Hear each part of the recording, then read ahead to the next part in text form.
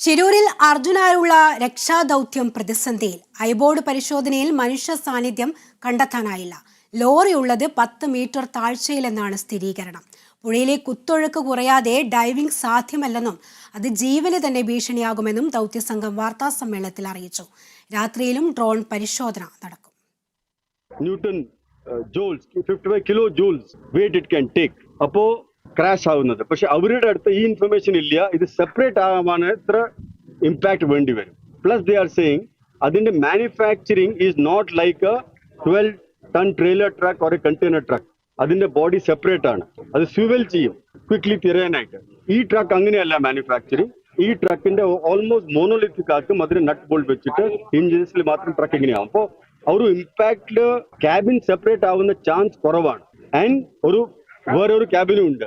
അപ്പോൾ final conclusion ഇന്നത്തെ scanning ചെയ്തിട്ട് ഈ third most spot which are the unexpected spot, അവിടെ ആയിരിക്കും ട്രക്കിന് ആവുന്ന ചാൻസ് ഹയസ്റ്റ് ചാൻസ്. ആ ഇൻഫർമേഷൻ നമ്മുടെ റീസണബിൾ കോൺഫിഡൻസ് വെച്ചിട്ട് സിവിൽ അഡ്മിഷന് കൊടുത്തിട്ടുണ്ട്.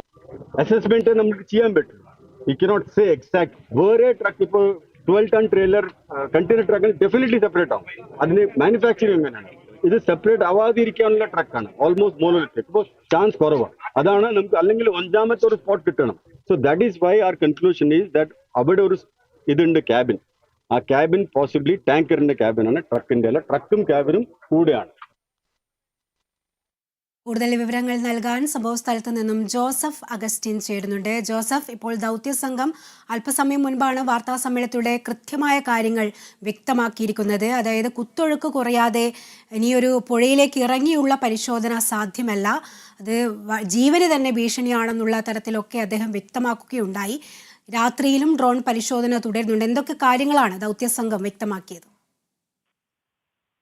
അശ്വതി, ഏറെ നിരാശാജനകമായ കാര്യങ്ങളാണ് ഈ വാർത്താ സമ്മേളനത്തിൽ അവർ പങ്കുവച്ചത്. പ്രധാനപ്പെട്ട ഒരു കാര്യം, ഈ ദൗത്യവുമായി മുന്നോട്ട് പോകുന്നത് വളരെ പ്രയാസകരമാണ് എന്നതാണ് അതിൽ ഒന്നാമത്തെ കാര്യം. ഏറ്റവും പ്രധാനപ്പെട്ടത് ഈ നാവികസേനയുടെ ഒരു ഇടപെടലാണ്. പുഴയിൽ നിലവിൽ 8 നോട്ടിക്കൽ മൈൽ സ്പീഡിലാണ് ഇത്തരത്തിൽ വെള്ളം ഒഴുകുന്നത്. അതുകൊണ്ട് തന്നെ ഈ ഡൈവിംഗ് നടത്തി ഇത്തരത്തിൽ ലോഹഭാഗങ്ങൾ പുറത്തെടുക്കുക അസാധ്യമാണ്. അതിന് ഈ നിയമം സമ്മതിക്കുന്നുമില്ല. സാധാരണ ഗതിയിൽ 2 നോട്ടിക്കൽ മൈൽ സ്പീഡിൽ ഒഴുകുന്ന പുഴയിൽ മാത്രമേ ഇത്തരത്തിൽ ഡൈവിംഗ് നാവികസേന അനുവദിക്കുന്നുള്ളൂ. എമർജൻസി സിറ്റുവേഷൻ, അതായത് ഒരാളുടെ ജീവൻ രക്ഷിക്കാൻ ഉതകുന്ന തരത്തിലാണെങ്കിൽ 3 നോട്ടിക്കൽ വരെ ഇതിന് അനുമതി നൽകും. പക്ഷെ ഇതൊരു ആത്മഹത്യാപരമായിട്ടുള്ളൊരു തീരുമാനം പോലെയാണ് എന്നാണ് ഈ മേജർ ജനറൽ പറഞ്ഞിട്ടുള്ളത്. അപ്പോൾ തന്നെ ഇതിന്റെ വ്യാപ്തി നമുക്ക് മനസ്സിലാക്കാൻ സാധിക്കും. അതായത് 3 നോട്ടിക്കൽ മൈൽ സ്പീഡിൽ പോകുന്ന പുഴയിലെ വെള്ളത്തിൽ ഇറങ്ങാൻ പ്രയാസപ്പെടുന്ന അല്ലെങ്കിൽ അനുമതി ലഭിക്കാത്ത ഫയർഫോഴ്സ് ജീവനക്കാർക്ക് നാവികസേന ജീവനക്കാർക്ക് ഈ 8 നോട്ടിക്കൽ മൈൽ സ്പീഡിൽ ഒഴുകുന്ന പുഴയിൽ ഇറങ്ങി രക്ഷാപ്രവർത്തനം നടത്തുക സാധ്യമല്ല എന്ന് തന്നെയാണ് അവർ പറയുന്നത്. ജില്ലാ ഭരണകൂടം ഇന്നൊരു കാര്യം വളരെ കൃത്യമായി സൂചിപ്പിക്കുകയുണ്ടായി.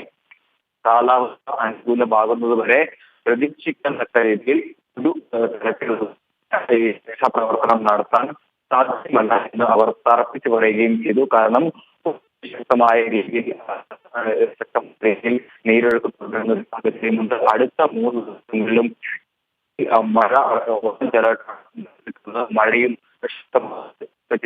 ഈ സാഹചര്യത്തിൽ രക്ഷാ ദൗത്യം മുന്നോട്ട് പോവുക ഏറെ പ്രയാസകരമാണ് എന്ന് അവർ അസന്നിഗ്ധമായി പറഞ്ഞിട്ടുണ്ട്. അതുകൊണ്ട് തന്നെ ഈ നിലവിൽ ഈ അർജുനെ കണ്ടെത്തുന്നതിന് വേണ്ടിയുള്ള ശ്രമങ്ങൾ എത്രത്തോളം ഫലപ്രദമാകും ഈ വരും ദിവസങ്ങളിൽ